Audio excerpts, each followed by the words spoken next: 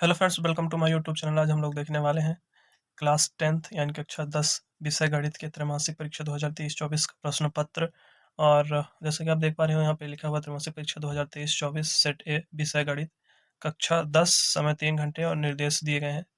और पूर्णांक है 75 यानी 75 नंबर का। और ये प्रश्न क्रमांक 1 में पूछा गया है, सही विकल्प चुनिए, यानी ऑब्जेक्टिव टाइप क्वेश्चन दिए गए हैं फर्स्ट में, जिसमें फर्स्ट में पूछा गया है 14 और 16 का एचसीएफ होगा, यानी कि एचसीएफ क्या होगा ये बताना, तो इसका आंसर 2 होगा। इसी प्रकार से ये प्रश्न पूछे गए प्रश्न क्रमांक 1 में ऑब्जेक्टिव टाइप, और ये आप देख सकते हैं पॉज करके वीडियो। प्रश्न क्रमांक 2 में रिक्त स्थान की पूर्ति कीजिए, यानी फिलिंग द ब्लैंक्स पूछा गया है। एक नंबर के 6 है, टोटल 6 नंबर का। जैसे 4√3 एक डॉट डॉट संख्या है, तो ये एक अपरिमेय संख्या है। इसी प्रकार से अगर आप पूरे पेपर के सॉल्यूशन को चाहते हैं तो कमेंट बॉक्स में कमेंट करिएगा, पूरा पेपर का सॉल्यूशन अपलोड कर देंगे।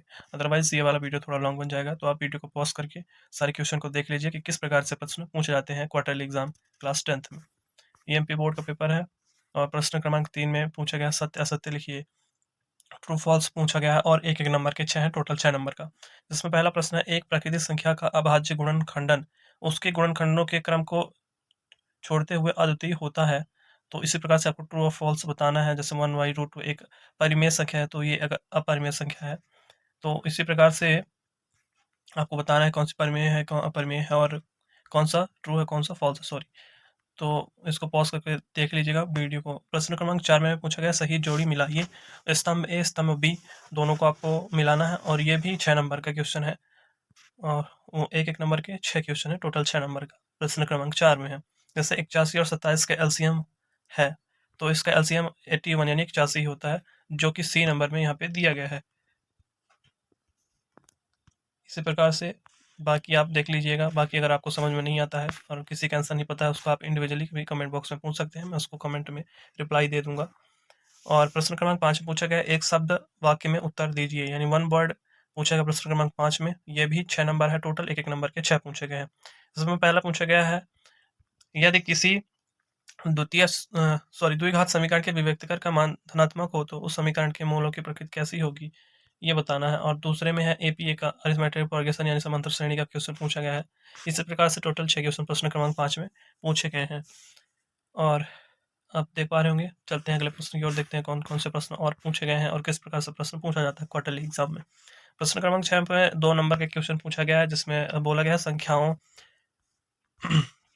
312 और 12 का एलसीएम ज्ञात कीजिए। और अगला है, इसके अथवा में पूछा गया है, संख्याओं 4 पर विचार कीजिए, जहां n एक प्राकृतिक संख्या है, जांच कीजिए कि n का कोई मान है जिसके लिए 4n अंक शून्य पर समाप्त होता है।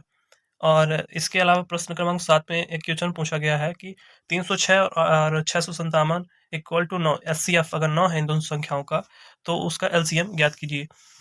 तो एक फॉर्मूला होता है, LCM into HCF equal to first संख्या जो होती है इंटू सेकंड संख्या जो होती है, तो उससे ये वाला क्वेश्चन का आंसर निकल जाएगा। और ये इंपॉर्टेंट क्वेश्चन है प्रश्न क्रमांक 7 में, जो दिया गया है, पूछा जाता है आगे के पेपर, जैसे हाफ ईयरली में भी पूछा जाता है।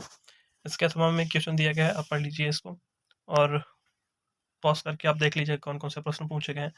और प्रश्न क्रमांक 9 में एक क्वेश्चन दिया गया है, बहुपद x square minus 2x minus 8 के शून्यकों का गुणनफल ज्ञात कीजिए। ये भी एक इंपॉर्टेंट क्वेश्चन है। इसके अलावा भी है, मतलब बहुत ही इंपॉर्टेंट क्वेश्चन है। इसके अथवा में जो पूछा गया है, द्विघात बहुपद x square plus 7x plus k के शून्यकों का गुणनफल 10 है, तो k का मान ज्ञात कीजिए। ये इंपॉर्टेंट क्वेश्चन है क्लास 10th के लिए। बाकी आप वीडियो को पॉज करके आगे के प्रश्नों को देख लीजिएगा, जो प्रश्न समझ नहीं आएगा उसको कमेंट बॉक्स में कमेंट करिएगा। बाकी अगर आप क्लास के और भी इंपॉर्टेंट कोई पेपर्स वगैरह देखना चाहते हैं, तो उसके लिए भी आप कमेंट कर सकते हैं या प्ले लिस्ट में विजिट कर सकते हैं। प्रश्न क्रमांक 12 में पूछा गया, निम्नलिखित स्थिति को गणितीय रूप में व्यक्त कीजिए। 2 क्रमागत धनात्मक पूर्णांकों का गुणनफल 306 है, हमें पूर्णांकों को ज्ञात करना है।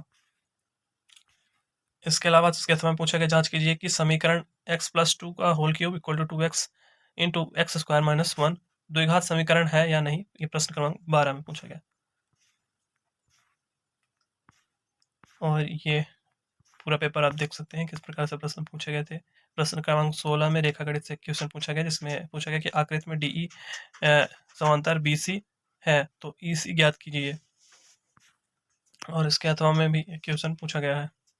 इसके अलावा प्रश्न क्रमांक 17 में क्वेश्चन पूछा गया है, जो कि इंपॉर्टेंट क्वेश्चन है। क्लास 10th के पॉइंट ऑफ व्यू से, जिसमें पूछा गया लंबाई 6 मीटर वाले एक ऊर्ध्वाधर स्तंभ की भूमि पर छाया की लंबाई 4 मीटर है, जबकि उसी समय एक मीनार की छाया की लंबाई 28 मीटर है। मीनार की ऊंचाई ज्ञात कीजिए। इसके अंदर पूछा गया है दो समरूप त्रिभुजों त्रिभुज ABC और त्रिभुज DEF में यदि angle A equal to 47 degree angle E equal to 83 degree, तो एंगल C का मान ज्ञात कीजिए। और इसमें परमेय अपरमेय पूछा गया है कि परमेय संख्या है, इसको दर्शाना है प्रश्न क्रमांक 18 में। ये इंपॉर्टेंट क्वेश्चन है, इसको अच्छे से तैयार कर लीजिए। चलते हैं अगले प्रश्न की ओर, देखते हैं कौन कौन से प्रश्न महत्वपूर्ण है। ये इस प्रकार से प्रश्न पूछे गए थे प्रश्न क्रमांक 21, और इसका ये अथवा मतलब पूछा गया था 21 के अथवा में गुणनखंडन विधि से समीकरण √2x² + 7x + 5 √2 = 0 को हल कीजिए। फिर ये प्रश्न क्रमांक 22 में पूछा गया था यदि AP के प्रथम 14 पदों का योग 1085 1050 है तथा इसका प्रथम पद 10, तो 20वां पद ज्ञात कीजिए। और इसके अथवा में प्रश्न था संख्याओं की उस सूची के प्रथम 24 पदों को ज्ञात कीजिए, पदों को योग ज्ञात कीजिए जिसका n वां पद an = 3 + 2n से दिया जाता है। और ये सारे प्रश्न 4-4 नंबर में पूछे गए थे। फिर इस प्रश्न पत्र का अंतिम प्रश्न पूछा गया था प्रश्न क्रमांक 23, जिसमें पूछा गया यदि किसी त्रिभुज के एक भुजा के समांतर अन्य दो भुजाओं को भिन्न भिन्न बिंदुओं पर प्रतिच्छेद करने के लिए एक रेखा खींची जाए, सिद्ध कीजिए कि ये अन्य दो भुजाओं एक ही अनुपात में विभाजित हो जाती है। और इसके अथवा में ये क्वेश्चन पूछा गया था आकृत वाला। तो इसी के साथ ये प्रश्न पत्र समाप्त होता है। अगर आपको बाकी प्रश्न पत्र देखना है तो उसके लिए कमेंट बॉक्स में कमेंट करिएगा। Thank you for watching video. जय हिंद।